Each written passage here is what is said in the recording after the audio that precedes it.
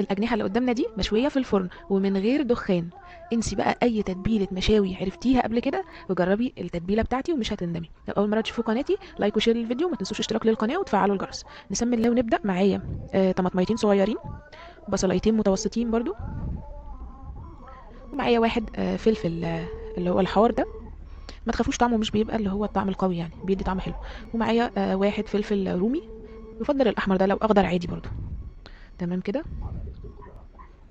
اهو زي ما بوريكم. هنضربهم بقى في الخلاط، بس لسه ما هنحط باقي الحاجات بتاعتنا، مش هنبشر بقى. لما بتضربيهم في الخلاط بيخلي الفراخ او الاجنحه بتاعتك تتشرب الخلطه اسرع جدا، والتتبيله تدخل جواها. معايا معلقه من بهارات الفراخ، معلقه من الفلفل الاسود، معلقه من السبع بهارات. دي بقى يعني السر في طعامه تتبيله المشاوي، هو نص معلقه صغيره من السماق، معلقتين كبار من دبس الرمان، ربع كوبايه من الخل، ربع كوبايه زيها من الزيت. والزيت طبعا اساسي، لانه بيدي لمعه حلوه قوي للفراخ، وكمان لما بيتعرض للحراره بتاعه الشوي وكده بيديكي ريحه يعني ريحه بتاعه الفحم كده. حطيت هنا بقى، انا كان عندي معلقتين من السيرب اللي هو العسل يعني، بس انا كان عندي سيرب خفيف عادي. عندك عسل حطي عسل نحل عادي، عندك سيرب حطي، عندك ما عندكيش خالص حطي معلقتين سكر. ونحط الملح، بس نحاول نزود الملح شويه، خاصه لو انت مش قدامك ان انت تبيتيها في التتبيله، يبقى كتري الملح شويه. ومعانا عدد ليمونه واحده كبيره، وخلاص كده. ما تكتروش بقى، لان احنا حاطين دبس الرمان فيه مزازه، والسماق بيدي برده مزازه، والخل مع الليمون، فهي كده مظبوطه جدا. ما نحاولش نزود اي حاجه عن الوصفه.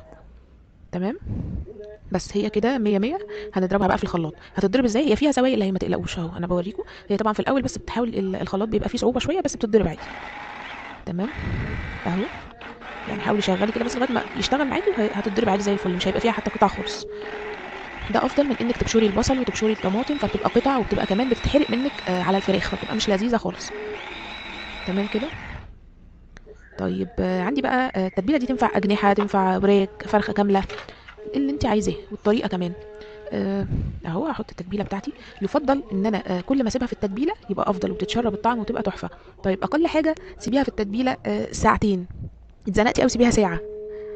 مفيش وقت، يبقى نزود الملح شويه، عشان الملح بيساعد ان التتبيله ان هي تشرب التتبيله اكتر ونشتغل فيها. تمام كده اهو.